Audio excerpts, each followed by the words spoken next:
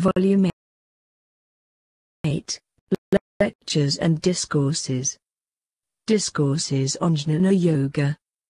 These were originally recorded by a prominent American disciple of the Swami, Miss S. E. Waldo, Swami Saradananda, while he was in America, 1896, copied them out from her notebook, editor. Om Tath's Arth, to know the Om is to know the secret of the universe. The object of Jnana-Yoga is the same as that of Bhakti and Raja Yogas, but the method is different. This is the yoga for the strong, for those who are neither mystical nor devotional, but rational. As the Bhakti yogi works his way to complete oneness with the Supreme through love and devotion, so the Jnana yogi forces his way to the realization of God by the power of pure reason. He must be prepared to throw away all old idols, all old beliefs and superstitions, all desire for this world or another, and be determined only to find freedom. Without jnana, knowledge, liberation cannot be ours. It consists in knowing what we really are, that we are beyond fear, beyond birth, beyond death. The highest good is the realization of the self. It is beyond sense, beyond thought. The real I cannot be grasped. It is the eternal subject and can never become the object of knowledge, because knowledge is only of the related, not of the absolute.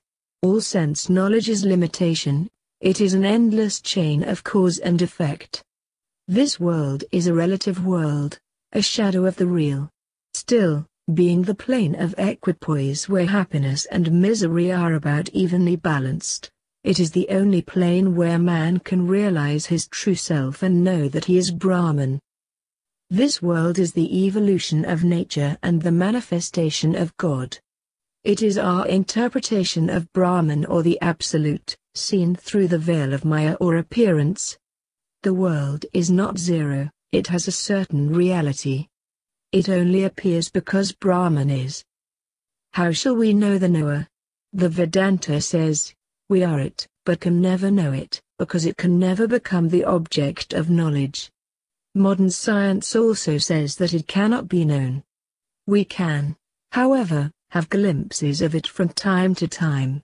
When the delusion of this world is once broken, it will come back to us, but no longer will it hold any reality for us. We shall know it as a mirage. To reach behind the mirage is the aim of all religions.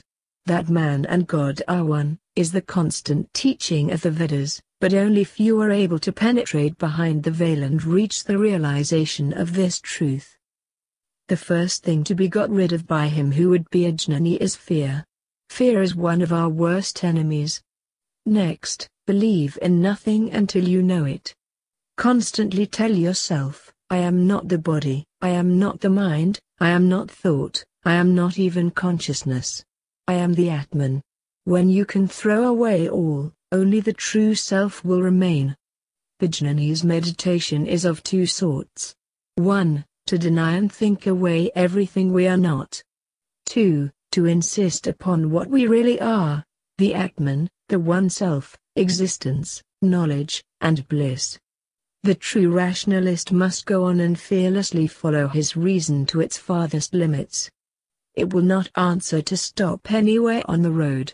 When we begin to deny, all must go until we reach what cannot be thrown away or denied, which is the real I.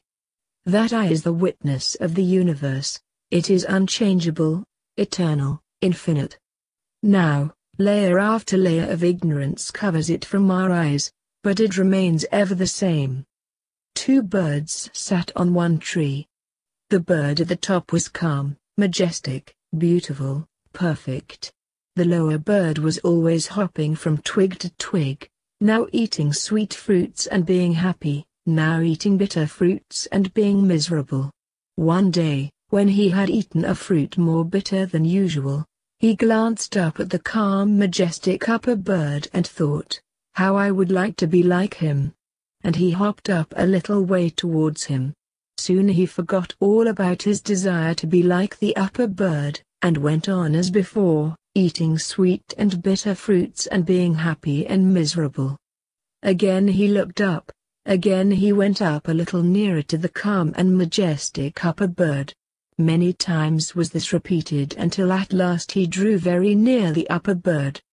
The brilliancy of his plumage dazzled him, seemed to absorb him, and finally, to his wonder and surprise, he found there was only one bird.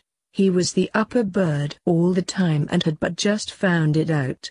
Man is like that lower bird, but if he perseveres in his efforts to rise to the highest ideal he can conceive of, he too will find that he was the self all the time and the other was but a dream.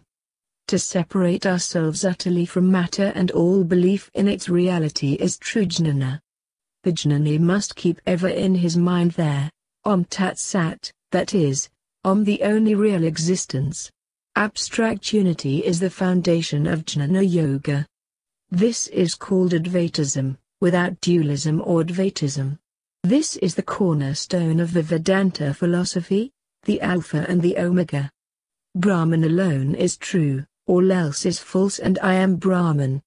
Only by telling ourselves this until we make it a part of our very being, can we rise beyond all duality, beyond both good and evil, pleasure and pain, joy and sorrow, and know ourselves as the One, eternal, unchanging, infinite, the One without a second.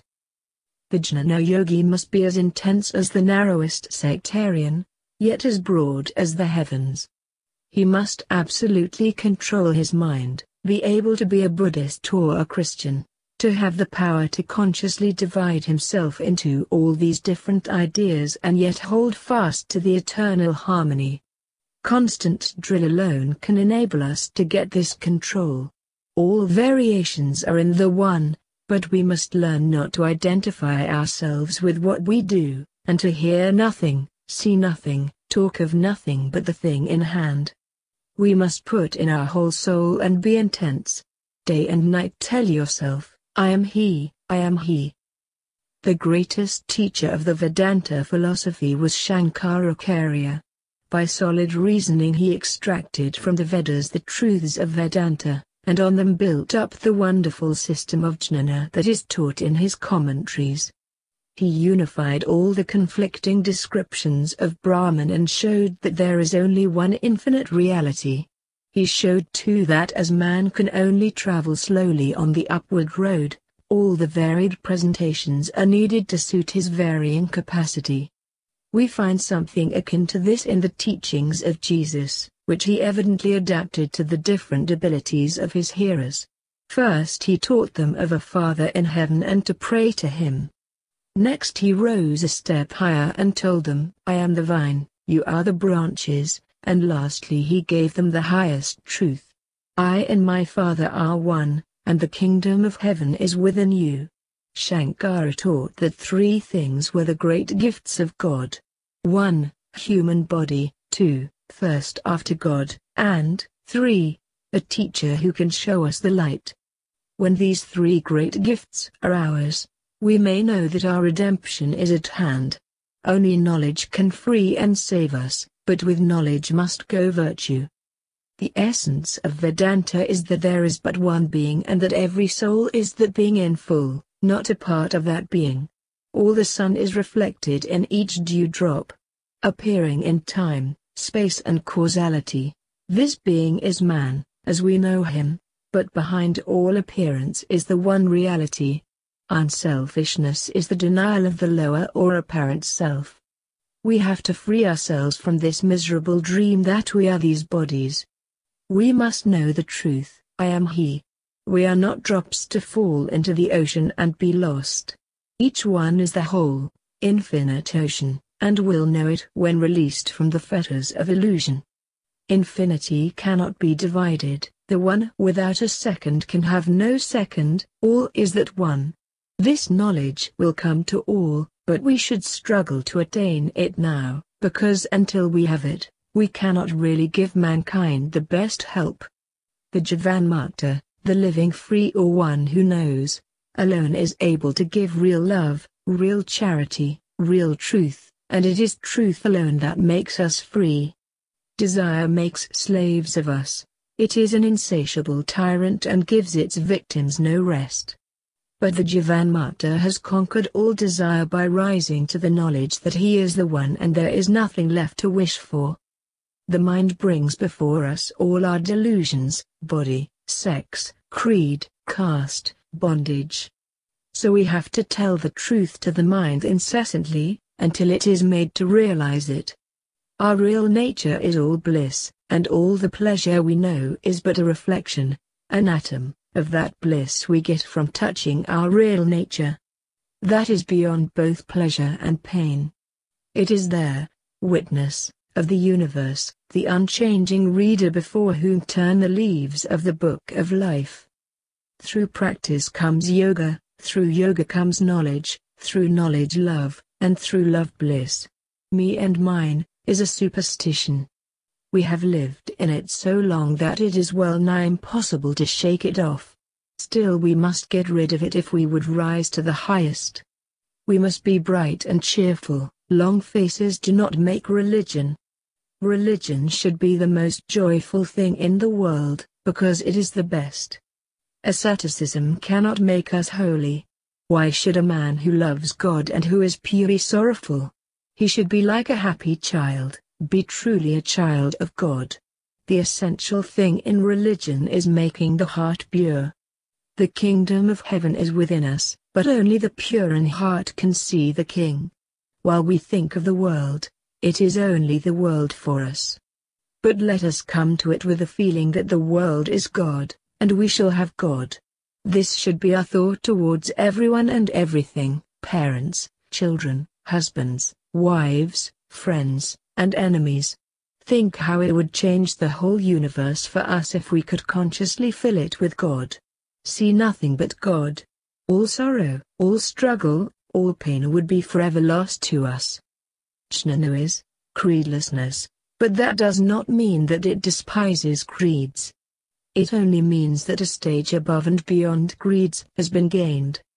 The jnani seeks not to destroy, but to help all. As all rivers roll their waters into the sea and become one, so all creeds should lead to jnana and become one. The reality of everything depends upon Brahman, and only as we really grasp this truth, have we any reality. When we cease to see any differences, then we know that I and the Father are one. Jnana is taught very clearly by Krishna in the Bhagavad Gita. This great poem is held to be the crown jewel of all Indian literature. It is a kind of commentary on the Vedas. It shows us that our battle for spirituality must be fought out in this life. So we must not flee from it, but rather compel it to give us all that it holds. As the Gita typifies this struggle for higher things, it is highly poetical to lay the scene in a battlefield. Krishna in the guise of a charioteer to Arjuna, leader of one of the opposing armies, urges him not to be sorrowful, not to fear death, since he knows he is immortal, that nothing which changes can be in the real nature of man. Through chapter after chapter, Krishna teaches the higher truths of philosophy and religion to Arjuna. It is these teachings which make this poem so wonderful. Practically the whole of the Vedanta philosophy is included in them. The Vedas teach that the soul is infinite and in no way affected by the death of the body. The soul is a circle whose circumference is nowhere, but whose center is in some body. Death, so called, is but a change of center. God is a circle whose circumference is nowhere and whose center is everywhere, and when we can get out of the narrow center of body, we shall realize God, our true self. The present is only a line of demarcation between the past and the future. So we cannot rationally say that we care only for the present, as it has no existence apart from the past and the future. It is all one complete whole, the idea of time being merely a condition imposed upon us by the form of our understanding. Jnana teaches that the world should be given up, but not on that account to be abandoned. To be in the world, but not of it, is the true test of the sannyasin. This idea of renunciation has been in some form common to nearly all religions. Jnana demands that we look upon all alike, that we see only sameness. Praise and blame, good and bad, even heat and cold, must be equally acceptable to us. In India there are many holy men of whom this is literally true. They wander on the snow-clad heights of the Himalayas or over the burning desert sands, entirely unclothed and apparently entirely unconscious of any difference in temperature. We have first of all to give up this superstition of body. We are not the body. Next must go the further superstition that we are mind. We are not mind. It is but there, silken body, not any part of the soul. The mere word, body, applied to nearly all things, includes something common among all bodies. This is existence. Our bodies are symbols of thought behind, and the thoughts themselves are in their turn symbols of something behind them, that is, the one real existence, the soul of our soul, the self of the universe, the life of our life, our true self. As long as we believe ourselves to be even the least different from God, fear remains with us. But when we know ourselves to be the one, fear goes. Of what can we be afraid? By sheer force of will the jnani rises beyond body, beyond mind, making this universe zero. Thus he destroys avidya and knows his true self, the Atman. Happiness and misery are only in the senses, they cannot touch our real self. The soul is beyond time, space, and causality, therefore unlimited, omnipresent. The jnani has to come out of all forms, to get beyond all rules and books, and be his own book. Bound by forms, we crystallize and die. Still the jnani must never condemn those who cannot yet rise above forms. He must never even think of another, I am holier than thou. These are the marks of the true jnana-yogi. 1. He desires nothing, save to know. 2. All his senses are under perfect restraint. He suffers everything without murmuring, equally content if his bed be the bare ground under the open sky, or if he is lodged in a king's palace. He shuns no suffering, he stands and bears it, he has given up all but the self. 3. He knows that all but the one is unreal. 4. He has an intense desire for freedom. With a strong will, he fixes his mind on higher things and so attains to peace. If we know not peace, what are we more than the brutes? He does everything for others, for the Lord, giving up all fruits of work and looking for no result, either here or hereafter. What can the universe give us more than our own soul? Possessing that, we possess all.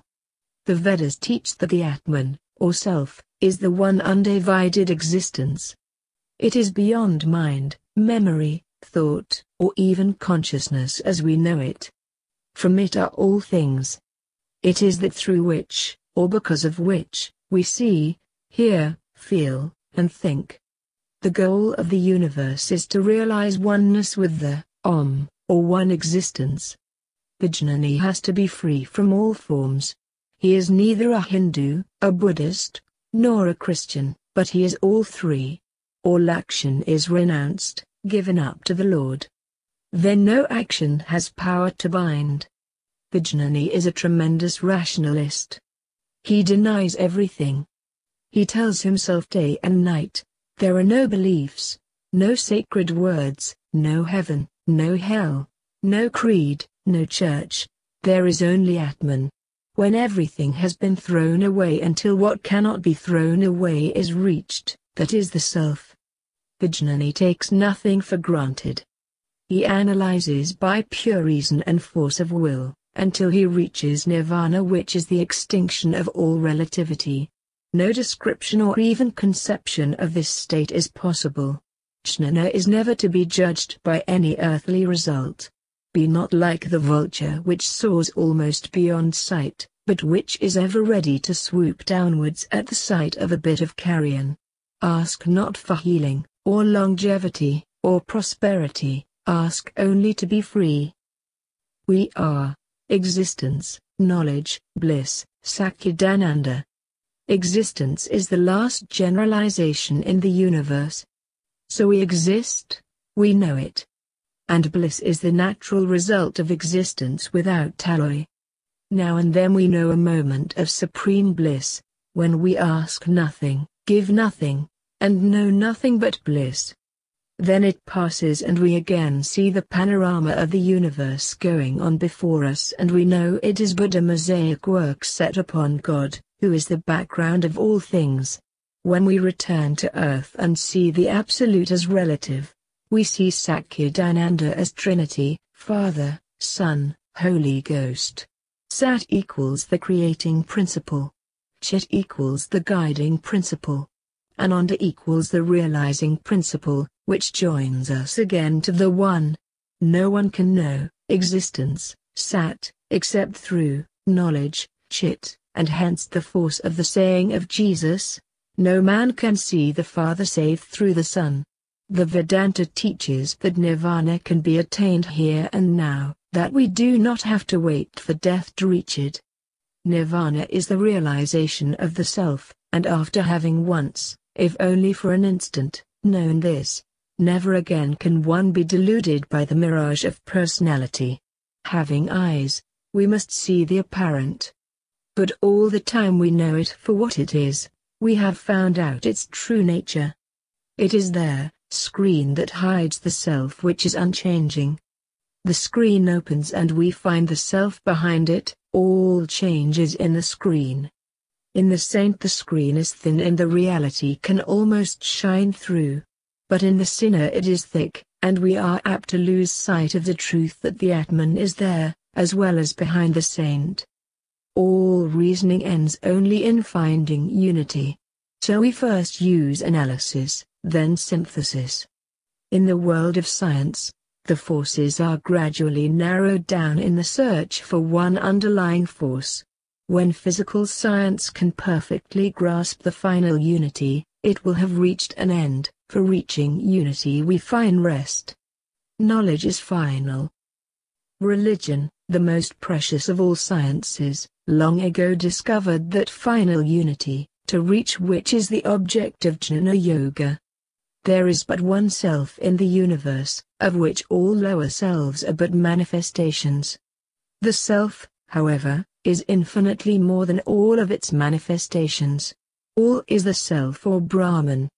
The saint, the sinner, the lamb, the tiger, even the murderer, as far as they have any reality, can be nothing else, because there is nothing else. That which exists is one, sages call it variously. Nothing can be higher than this knowledge, and in those purified by yoga it comes in flashes to the soul. The more one has been purified and prepared by yoga and meditation, the clearer are these flashes of realization. This was discovered 4,000 years ago, but has not yet become the property of the race. It is still the property of some individuals only.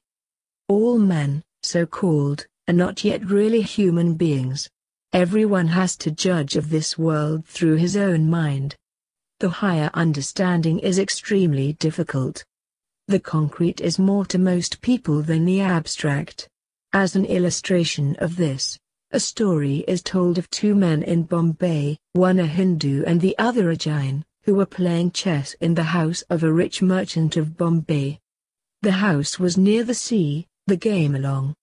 The ebb and flow of the tide under the balcony where they sat attracted the attention of the players. One explained it by a legend that the gods in their play threw the water into a great pit and then threw it out again. The other said, "No, the gods draw it up to the top of a high mountain to use it, and then when they have done with it, they throw it down again." A young student present began to laugh at them and said, "Do you not know that the attraction of the moon causes the tides?" At this, both men turned on him in a fury and inquired if he thought they were fools. Did he suppose that they believed the moon had any ropes to pull up the tides, or that it could reach so far? They utterly refused to accept any such foolish explanation. At this juncture the host entered the room and was appealed to by both parties. He was an educated man and of course knew the truth, but seeing plainly the impossibility of making the chess players understand it, he made a sign to the student and then proceeded to give an explanation of the tides that proved eminently satisfactory to his ignorant hearers. "You must know," he told them, "that afar off in the middle of the ocean, there is a huge mountain of sponge. You have both seen sponge, and know what I mean. This mountain of sponge absorbs a great deal of the water and then the sea falls. By and by the gods come down and dance on the mountain and their weight squeezes all the water out and the sea rises again. This, gentlemen, is the cause of the tides, and you can easily see for yourselves how reasonable and simple is this explanation." The two men who ridiculed the power of the moon to cause the tides, found nothing incredible in a mountain of sponge, danced upon by the gods. The gods were real to them, and they had actually seen sponge. What was more likely than their joint effect upon the sea? Comfort is no test of truth. On the contrary, truth is often far from being comfortable. If one intends to really find truth, one must not cling to comfort. It is hard to let all go, but the jnani must do it. He must become pure, kill out all desires and cease to identify himself with the body. Then and then only, the higher truth can shine in his soul. Sacrifice is necessary, and this immolation of the lower self is the underlying truth that has made sacrifice a part of all religions. All the propitiatory offerings to the gods were but dimly understood types of the only sacrifice that is of any real value, the surrender of the apparent self, through which alone we can realize the higher self, the Atman. The jnani must not try to preserve the body, nor even wish to do so. He must be strong and follow truth, though the universe fall. Those who follow fads can never do this. It is a life work, nay, the work of 100 lives. Only the few dare to realize the God within, to renounce heaven and personal God and all hope of reward. A firm will is needed to do this. To be even vacillating is a sign of tremendous weakness. Man always is perfect, or he never could become so. But he had to realize it. If man were bound by external causes, he could only be mortal. Immortality can only be true of the unconditioned. Nothing can act on the Atman. The idea is pure delusion. But man must identify himself with that, not with body or mind. Let him know that he is the witness of the universe, then he can enjoy the beauty of the wonderful panorama passing before him. Let him even tell himself, "I am the universe, I am Brahman." When man really identifies himself with the One, the Atman, everything is possible to him and all matter becomes his servant. As Sri Ramakrishna has said, after the butter is churned, it can be put in water or milk and will never mix with either. So when man has once realized the self, he can no more be contaminated by the world. From a balloon, no minor distinctions are visible, so when man rises high enough, he will not see good and evil people. Once the pot is burned, no more can it be shaped. So with the mind that has once touched the Lord and has had a baptism of fire, no more can it be changed. Philosophy in Sanskrit means clear vision, and religion is practical philosophy. Mere theoretic, speculative philosophy is not much regarded in India. There is no church, no creed, no dogma. The two great divisions are there, Dvaitists and there, Advaitists. The former say, the way to salvation is through the mercy of God. The law of causation, once set in motion, can never be broken. Only God, who is not bound by this law, by his mercy helps us to break it. The latter say, behind all this nature is something that is free. And that which is beyond all law gets us freedom. And freedom is salvation. Dualism is only one phase, Advaitism goes to the ultimate. To become pure is the shortest path to freedom. only that is ours which we earn. No authority can save us, no beliefs. If there is a God, all can find him. No one needs to be told it is warm. Each one can discover it for himself. So it should be with God. He should be a fact in the consciousness of all men. The Hindus do not recognize sin, as it is understood by the Western mind. Evil deeds are not sins. We are not offending some ruler in committing these. We are simply injuring ourselves, and we must suffer the penalty. It is not a sin to put one's finger in the fire, but he who does so will surely suffer just as much as if it were. All deeds produce certain results, and every deed returns to the doer. Trinitarianism is an advance on Unitarianism, which is dualism, God and man forever separate. The first step upwards is when we recognize ourselves as the children of God. The last step is when we realize ourselves as the One, the Atman. The question why there cannot be eternal bodies is in itself illogical, as body is a term applied to a certain combination of elements, changeable and in its very nature impermanent. When we are not passing through changes, we will not have bodies, so-called. Matter, beyond the limit of time, space, and causality will not be matter at all. Time and space exist only in us. We are the one permanent being. All forms are transitory, that is why all religions say, God has no form. Menander was a Greco-Bactrian king. He was converted to Buddhism about 150 B.C. by one of the Buddhist missionary monks and was called by them, Milander. He asked a young monk, his teacher, can a perfect man, such as Buddha, be in error or make mistakes? The young monk's answer was, the perfect man can remain in ignorance of minor matters not in his experience, but he can never be in error as to what his insight has actually realized. He is perfect here and now. He knows the whole mystery, the essence of the universe, but he may not know the mere external variation through which that essence is manifested in time and space. He knows the clay itself, but has not had experience of every shape it may be wrought into. The perfect man knows the soul itself, but not every form and combination of its manifestation. He would have to attain more relative knowledge just as we do, though on account of his immense power, he would learn it far more quickly.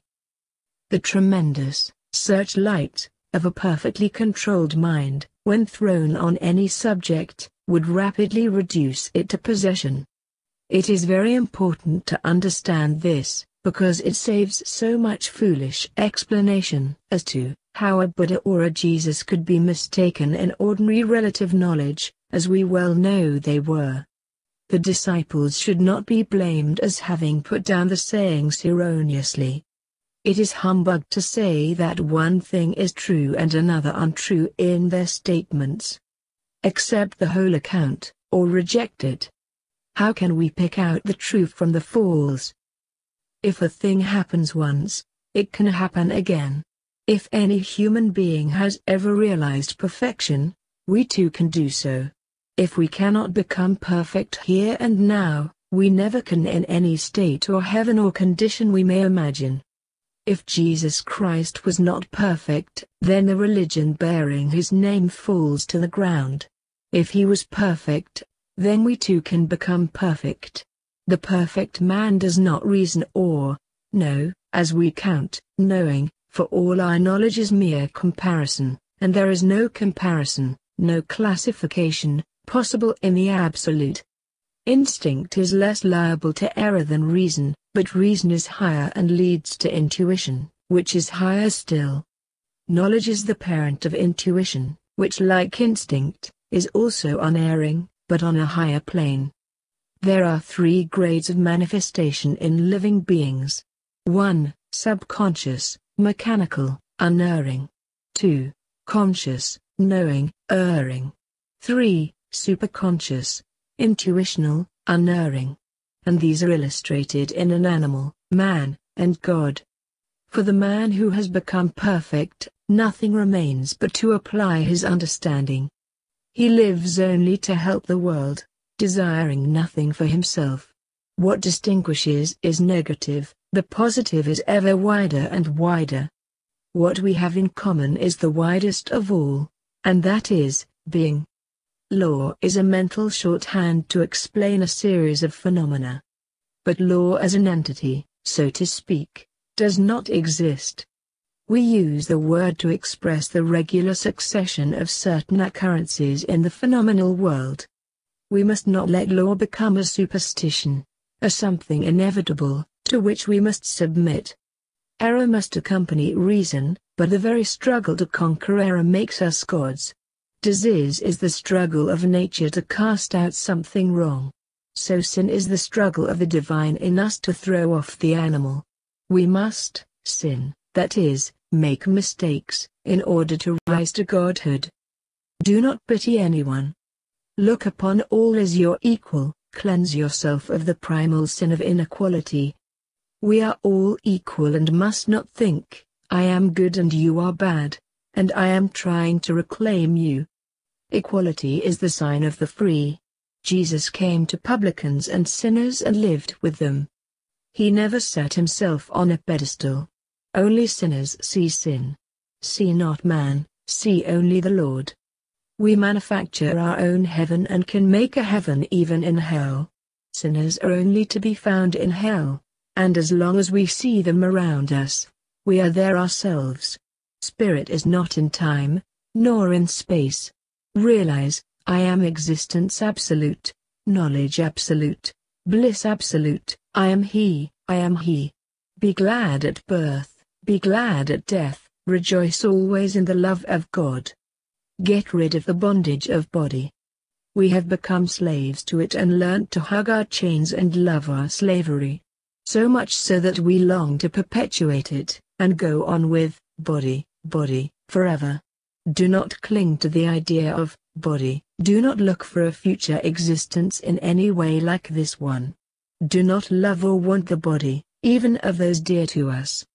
This life is our teacher, and dying only makes room to begin over again. Body is our schoolmaster, but to commit suicide is folly, it is only killing the schoolmaster. Another will take his place. So until we have learned to transcend the body, we must have it, and losing one, we'll get another. Still we must not identify ourselves with the body, but look upon it only as an instrument to be used in reaching perfection. Hanuman, the devotee of Rama, summed up his philosophy in these words. When I identify myself with the body, O Lord, I am thy creature, eternally separate from thee. When I identify myself with the soul, I am a spark of that divine fire which thou art. But when I identify myself with the Atman, I and thou art one. Therefore the jnani strives to realize the self and nothing else. Thought is all important, for what we think we become. There was once a sannyasin, a holy man, who sat under a tree and taught the people. He drank milk, and ate only fruit, and made endless pranayamas, and felt himself to be very holy. In the same village lived an evil woman. Every day the sannyasin went and warned her that her wickedness would lead her to hell. The poor woman, unable to change her method of life which was her only means of livelihood, was still much moved by the terrible future depicted by the sannyasin. She wept and prayed to the Lord, begging him to forgive her because she could not help herself. By and by both the holy man and the evil woman died. The angels came and bore her to heaven, while the demons claimed the soul of the sannyasin. Why is this? He exclaimed, have I not lived a most holy life, and preached holiness to everybody? Why should I be taken to hell while this wicked woman is taken to heaven? Because, answered the demons, while she was forced to commit unholy acts, her mind was always fixed on the Lord and she sought deliverance, which has now come to her. But you, on the contrary, while you performed only holy acts, Had your mind always fixed on the wickedness of others? You saw only sin, and thought only of sin, so now you have to go to that place where only sin is. The moral of the story is obvious. The outer life avails little. The heart must be pure, and the pure heart sees only good, never evil. We should never try to be guardians of mankind, or to stand on a pedestal as saints reforming sinners. Let us rather purify ourselves, and the result must be that in so doing we shall help others. Physics is bounded on both sides by metaphysics. So it is with reason. It starts from non-reason and ends with non-reason. If we push inquiry far enough in the world of perception, we must reach a plane beyond perception. Reason is really stored up and classified perception, preserved by memory. We can never imagine or reason beyond our sense perceptions. Nothing beyond reason can be an object of sense knowledge. We feel the limited character of reason, yet it does bring us to a plane where we get a glimpse of something beyond. The question then arises: has man an instrument that transcends reason? It is very probable that in man there is a power to reach beyond reason. In fact, the saints in all ages assert the existence of this power in themselves. But it is impossible in the very nature of things to translate spiritual ideas and perceptions into the language of reason. And these saints, each and all, have declared their inability to make known their spiritual experiences. Language can, of course, supply no words for them, so that it can only be asserted that these are actual experiences and can be had by all. Only in that way can they become known, but they can never be described. Religion is the science which learns the transcendental in nature through the transcendental in man. We know as yet but little of man, consequently but little of the universe. When we know more of man, we shall probably know more of the universe. Man is the epitome of all things, and all knowledge is in him. Only for the infinitesimal portion of the universe which comes into Swami Saradananda are we able to find the concept of God. Never we have to get out of the body, any fundamental principle beyond giving a reason for a thing is simply to classify it and put it in a pigeonhole of the mind. When we meet a new fact, we at once strive to put it in some existing category, and the attempt to do this is to reason. When we succeed in placing the fact, it gives a certain amount of satisfaction, but we can never go beyond the physical plane in this classification. That man can transcend the limits of the senses is the emphatic testimony of all past ages. The Upanishads told 5,000 years ago that the realization of God could never be had through the senses. So far, modern agnosticism agrees, but the Vedas go further than the negative side and assert in the plainest terms that man can and does transcend this sense-bound, frozen universe. He can, as it were, find a hole in the ice, through which he can pass and reach the whole ocean of life. Only by so transcending the world of sense, can he reach his true self and realize what he really is. Jnana is never sense knowledge. We cannot know Brahman, but we are Brahman, the whole of it, not a piece. The unextended can never be divided. The apparent variety is but the reflection seen in time and space, as we see the sun reflected in a million dewdrops, though we know that the sun itself is one and not many. In jnana we have to lose sight of the variety and see only the unity. Here there is no subject, no object, no knowing, no thou or he or I, only the one, absolute unity. We are this all the time. Once free, ever free. Man is not bound by the law of causation. Pain and misery are not in man, they are but as the passing cloud throwing its shadow over the sun, but the cloud passes, the sun is unchanged. And so it is with man. He is not born, he does not die, he is not in time and space. These ideas are mere reflections of the mind, but we mistake them for the reality and so lose sight of the glorious truth they obscure. time is but the method of our thinking, but we are the eternally present tense. Good and evil have existence only in relation to us. One cannot be had without the other, because neither has meaning or existence apart from the other. As long as we recognize duality, or separate God and man, so long we must see good and evil.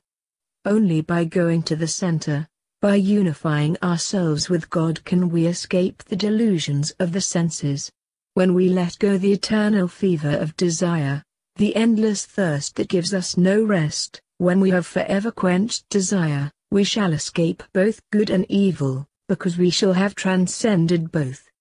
The satisfaction of desire only increases it, as oil poured on fire, but makes it burn more fiercely.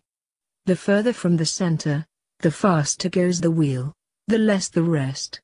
Draw near the center, check desire, stamp it out, let the false self go, then our vision will clear and we shall see God. Only through renunciation of this life and of all life to come, heaven etc., can we reach the point where we stand firmly on the true self. While we hope for anything, desire still rules us. Be for one moment really hopeless, and the mist will clear. For what to hope when one is the all of existence? The secret of jnana is to give up all and be sufficient unto ourselves. Say, not, and you become not. Say, is, and you become is. Worship the self within, naught else exists. All that binds us is Maya, delusion. The self is the condition of all in the universe, but it can never be conditioned. As soon as we know that we are it, we are free. As mortals we are not and never can be free. Free mortality is a contradiction in terms, for mortality implies change, and only the changeless can be free. The Atman alone is free, and that is our real essence. We feel this inner freedom. In spite of all theories, all beliefs, we know it, and every action proves that we know it. The will is not free, its apparent freedom is but a reflection from the real. If the world were only an endless chain of cause and effect, where could one stand to help it? There must needs be a piece of dry land for the rescuer to stand on, else how can he drag anyone out of the rushing stream and save him from drowning?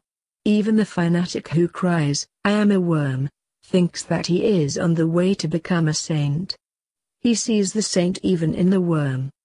There are two ends or aims of human life, real knowing, vijnana, and bliss. Without freedom, these two are impossible. They are the touchstone of all life. We should feel the eternal unity so much, that we should weep for all sinners, knowing that it is we who are sinning. The eternal law is self-sacrifice, not self-assertion. What self to assert when all is one? There are no rights, all is love. The great truths that Jesus taught have never been lived. Let us try his method and see if the world will not be saved. The contrary method has nearly destroyed it. Selflessness only, not selfishness, can solve the question. The idea of right is a limitation. There is really no mine and thine, for I am thou and thou art I. We have responsibility, not rights. We should say, I am the universe, not, I am John, or, I am Mary. These limitations are all delusions and are what holds us in bondage, for as soon as I think, I am John, I want exclusive posses sign of certain things and begin to say, me and mine, and continually make new distinctions in so doing. So our bondage goes on increasing with every fresh distinction, and we get further and further away from the central unity, the undivided infinite. There is only one individual, and each of us is that. Oneness alone is love and fearlessness. Separation leads us to hatred and fear. Oneness fulfills the law. Here, on earth, we strive to enclose little spaces and exclude outsiders, but we cannot do that in the sky, though that is what sectarian religion tries to do when it says, Only this way leads to salvation, all others are wrong.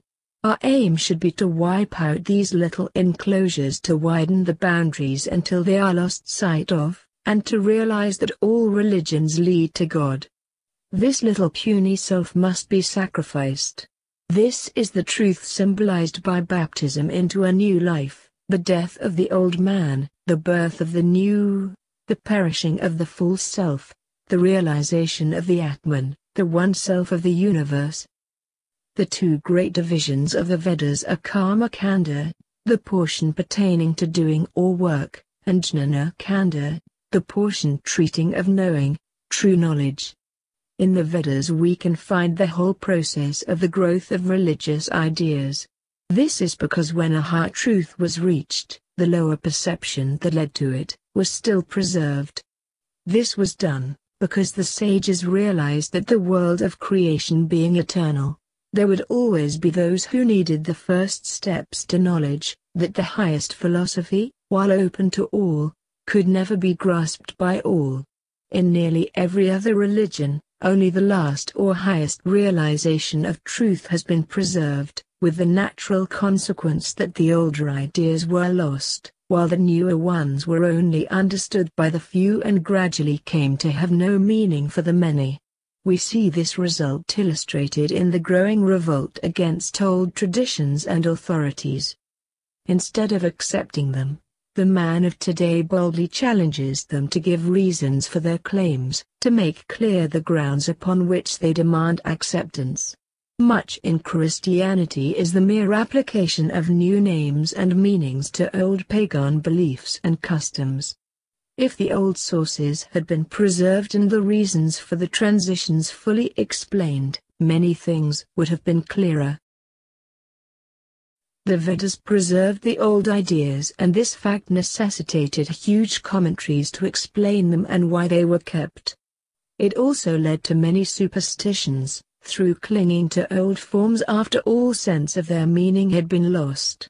In many ceremonials, words are repeated which have survived from a now forgotten language and to which no real meaning can now be attached. The idea of evolution was to be found in the Vedas long before the Christian era. But until Darwin said it was true, it was regarded as a mere Hindu superstition. All external forms of prayer and worship are included in the Karma-kanda.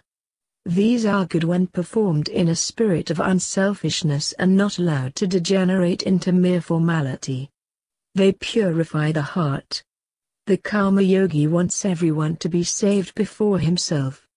His only salvation is to help others to salvation. To serve Krishna's servants is the highest worship. One great saint prayed, "Let me go to hell with the sins of the whole world, but let the world be saved." This true worship leads to intense self-sacrifice. It is told of one sage that he was willing to give all his virtues to his dog, that it might go to heaven, because it had long been faithful to him, while he himself was content to go to hell. The Jnana-kanda teaches that knowledge alone can save, in other words, that he must become wise unto salvation. Knowledge is first objective, the knower knowing himself. The self, the only subject, is in manifestation seeking only to know itself. The better the mirror, the better reflection it can give. So man is the best mirror, and the purer the man, the more clearly he can reflect God. Man makes the mistake of separating himself from God and identifying himself with the body. This mistake arises throughout Maya, which is not exactly delusion but might be said to be seeing the real as something else and not as it is. This identifying of ourselves with the body leads to inequality, which inevitably leads to struggle and jealousy, and so long as we see inequality, we can never know happiness. Ignorance and inequality are the two sources of all misery, says Jnana. When man has been sufficiently buffeted by the world, he awakes to a desire for freedom, and searching for means of escape from the dreary round of earthly existence, he seeks knowledge, learns what he really is, and is free. After that he looks at the world as a huge machine, but takes good care to keep his fingers out of the wheels. Duty ceases for him who is free. What power can constrain the free being? He does good, because it is his nature, not because any fancied duty commands it. This does not apply to those who are still in the bondage of the senses. Only for him, who has transcended the lower self, is this freedom. He stands on his own soul, obeys no law. He is free and perfect. He has undone the old superstitions and got out of the wheel. Nature is but the mirror of our own selves. There is a limit to the working power of human beings, but no limit to desire. So we strive to get hold of the working powers of others and enjoy the fruits of their labors, escaping work ourselves. Inventing machinery to work for us can never increase well-being, for in gratifying desire, we only find it, and then we want more and more without end. Dying, still filled with ungratified desires, we have to be born again and again in the vain search for satisfaction. 8 millions of bodies have we had, before we reached the human, say the Hindus. Jnana says, kill desire and so get rid of it. That is the only way. Cast out all causation and realize the Atman. Only freedom can produce true morality. If there were only an endless chain of cause and effect, nirvana could not be. It is extinction of the seeming self, bound by this chain. That is what constitutes freedom, to get beyond causality. Our true nature is good, it is free, the being that can never be or do wrong. When we read God with our eyes and minds, we call him this or that. But in reality there is but one, all variations are our interpretations of that one. We become nothing. We regain our true self. Buddha's summary of misery as the outcome of ignorance and caste inequality has been adopted by the Vedantists because it is the best ever made. It manifests the wonderful insight of this greatest among men. Let us then be brave and sincere. Whatever path we follow with devotion, must take us to freedom. Once lay hold of one link of the chain and the whole must come after it by degrees. Water the root of the tree and the whole tree is watered. It is of little advantage to waste time to water each leaf. In other words, seek the Lord and getting him we get all. Churches, doctrines, forms, these are merely the hedges to protect the tender plant of religion. But later on they must all be broken down, that the little plant may become a tree. So the various religious sects, Bibles, Vedas, and scriptures are just tubs for the little plant. But it has to get out of the tub and fill the world. We must learn to feel ourselves as much in the sun, in the stars, as here. Spirit is beyond all time and space. Every eye seeing is my eye. Every mouth praising the Lord is my mouth. Every sinner is I.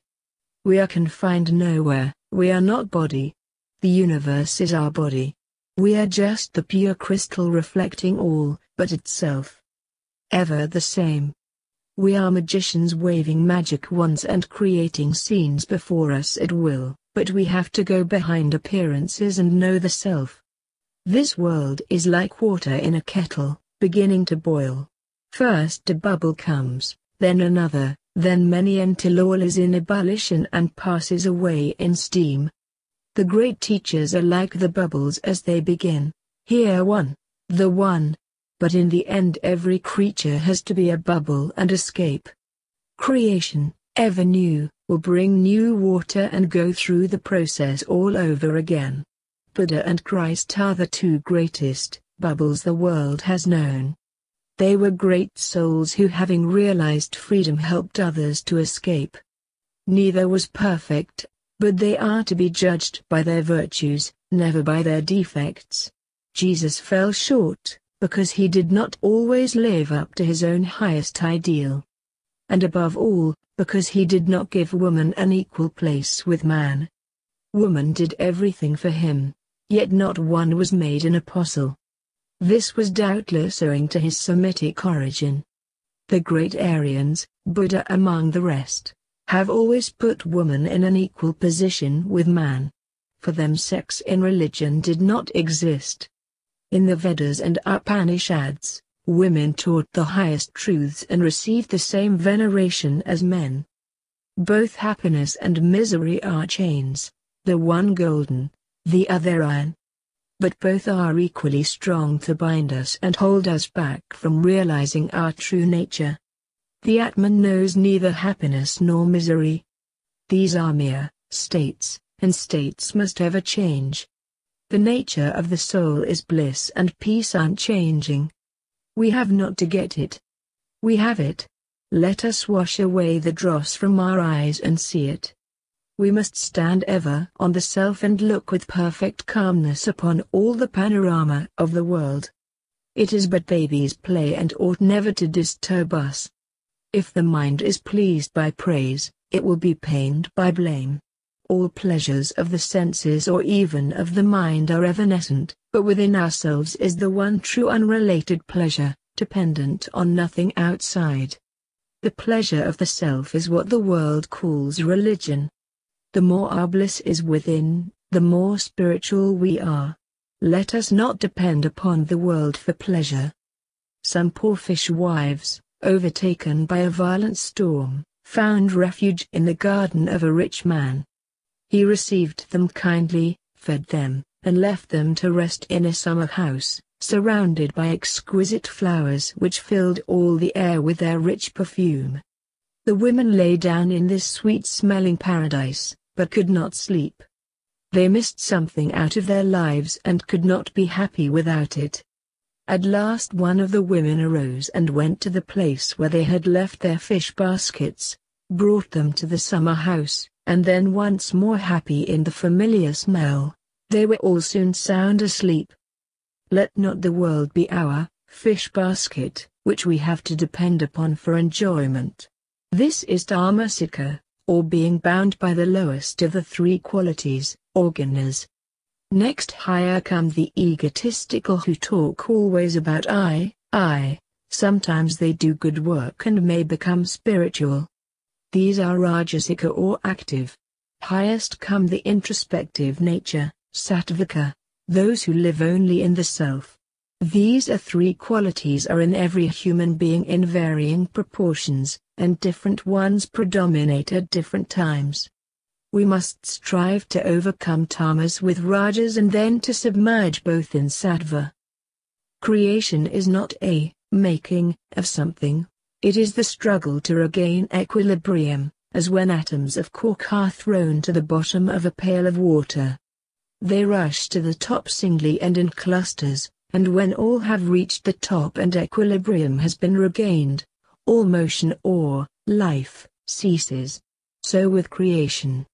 If equilibrium were reached, all change would cease and life, so called, would end. Life must be accompanied with evil, for when the balance is regained, the world must end, as sameness and destruction are one. There is no possibility of ever having pleasure without pain, or good without evil, for living itself is just the lost equilibrium. What we want is freedom, not life, nor pleasure, nor good. Creation is eternal, without beginning, without end, the ever-moving ripple in an infinite lake. There are yet unreached depths and others where stillness has been regained, but the ripple is ever progressing. The struggle to regain the balance is eternal.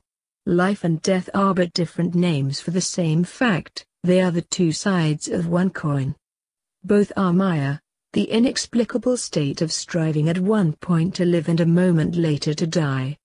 Beyond all this is the true nature, the Atman. We enter into creation, and then, for us, it becomes living. Things are dead in themselves, only we give them life, and then, like fools, we turn round and are afraid of them or enjoy them. The world's is neither true nor untrue, it is the shadow of truth. Imagination is the gilded shadow of truth, says the poet. The internal universe, the real, is infinitely greater than the external one, which is but the shadowy projection of the true one. When we see the rope, we do not see the serpent, and when there serpent is, there rope is not. Both cannot exist at the same time. So while we see the world, we do not realize the self, it is only an intellectual concept. In the realization of Brahman, the personal I and all sense of the world is lost. The light does not know the darkness, because it has no existence in the light. So Brahman is all. While we recognize a God, it is really only the self that we have separated from ourselves and worship as outside of us. But all the time it is our own true self, the one and only God. The nature of the brute is to remain where he is, of man to seek good and avoid evil, of God to neither seek nor avoid, but just to be blissful eternally. Let us be gods, let us make our hearts like an ocean, to go beyond all the trifles of the world and see it only as a picture. We can then enjoy it without being in any way affected by it.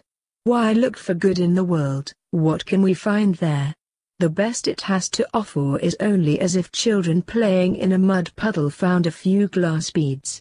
They lose them again and have to begin the search anew. Infinite strength is religion and God. We are only souls if we are free. There is immortality only if we are free. There is God only if he is free. Until we give up the world manufactured by the ego, never can we enter the kingdom of heaven. None ever did, none ever will. To give up the world is to utterly forget the ego, to know it not at all, living in the body but not being ruled by it. This rascal ego must be obliterated.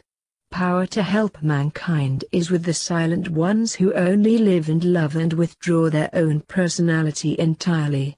They never say me or mine, they are only blessed in being the instruments to help others. They are wholly identified with God, asking nothing and not consciously doing anything. They are the true Jivanmuktas, the absolutely selfless, their little personality thoroughly blown away, ambition non-existent. They are all principle, with no personality. The more we sink there, little self, the more God comes. Let us get rid of the little I, and let only the great I live in us. Our best work and our greatest influence is when we are without a thought of self. It is there, desireless, who bring great results to pass. Bless men when they revile you. Think how much good they are doing by helping to stamp out the false ego. Hold fast to the real self, think only pure thoughts, and you will accomplish more than a regiment of mere preachers. Out of purity and silence comes the word of power. 9.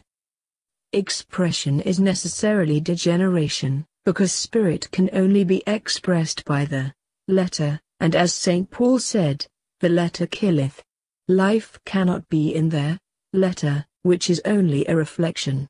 Yet, principle must be clothed in matter to be known.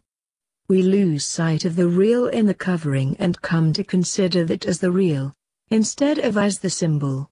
This is an almost universal mistake. Every great teacher knows this and tries to guard against it. But humanity, in general, is prone to worship the seen rather than the unseen. This is why a succession of prophets have come to the world to point again and again to the principle behind the personality and to give it a new covering suited to the times. Truth remains ever unchanged, but it can only be presented in a form. So from time to time a new form or expression is given to truth, as the progress of mankind makes them ready to receive it. When we free ourselves from name and form, especially when we no longer need a body of any kind, good or bad, coarse or fine, then only do we escape from bondage. Eternal progression would be eternal bondage. We must get beyond all differentiation and reach eternal sameness, or homogeneity or Brahman. The Atman is the unity of all personalities and is unchangeable, there, one without a second. It is not life, but it is coined into life. It is beyond life and death and good and bad. It is the absolute unity. Dare to seek truth even through hell. Freedom can never be true of name and form, of the related. No form can say, I am free as a form.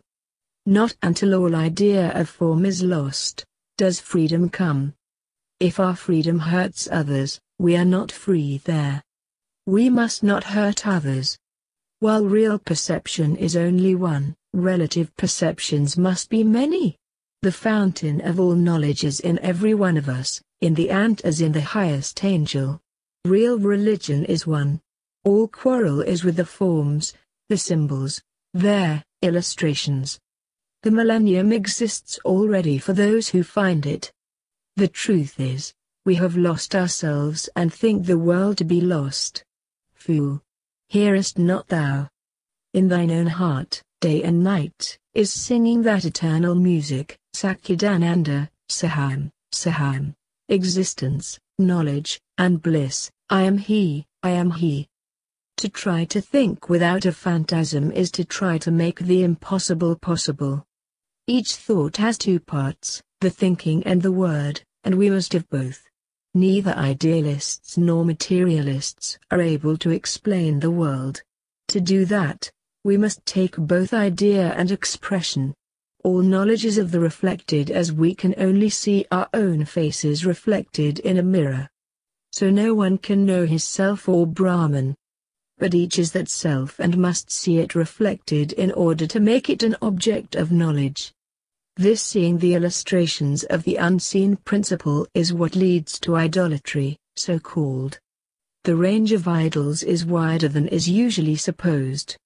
They range from wood and stone to great personalities as Jesus or Buddha. The introduction of idols into India was the result of Buddha's constantly inveighing against a personal God. The Vedas knew them not, but the reaction against the loss of God as creator and friend led to making idols of the great teachers, and Buddha himself became an idol and is worshipped as such by millions of people. Violent attempts at reform always end in retarding true reform. To worship is inherent in every man's nature. Only the highest philosophy can rise to pure abstraction. So man will ever personify his God in order to worship him. This is very good, as long as the symbol, be it what it may, is worshipped as a symbol of the divinity behind and not in and for itself.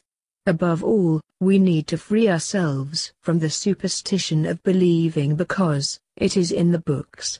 To try to make everything, science, religion, philosophy, and all, conform to what any book says, is a most horrible tyranny.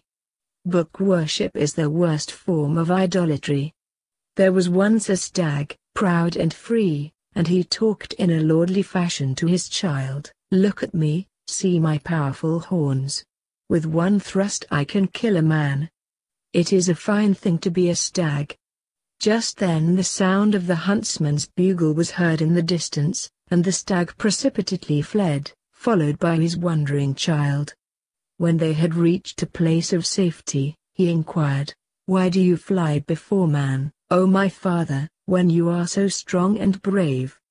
The stag answered, "My child, I know I am strong and powerful, but when I hear that sound, something seizes me and makes me fly whether I will or no.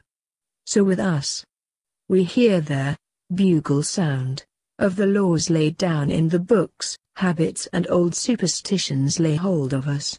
And before we know it, we are fast bound and forget our real nature, which is freedom.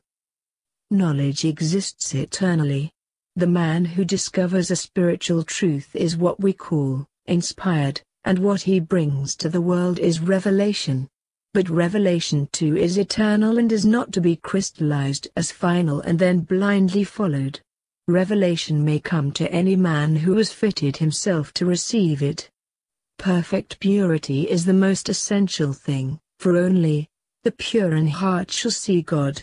Man is the highest being that exists, and this is the greatest world, for here can man realize freedom.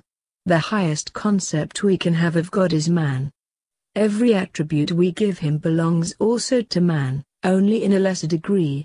When we rise higher and want to get out of this concept of God, we have to get out of the body, out of mind and imagination, and leave this world out of sight. When we rise to be the Absolute, we are no longer in the world, all is subject, without object. Man is the apex of the only world we can ever know.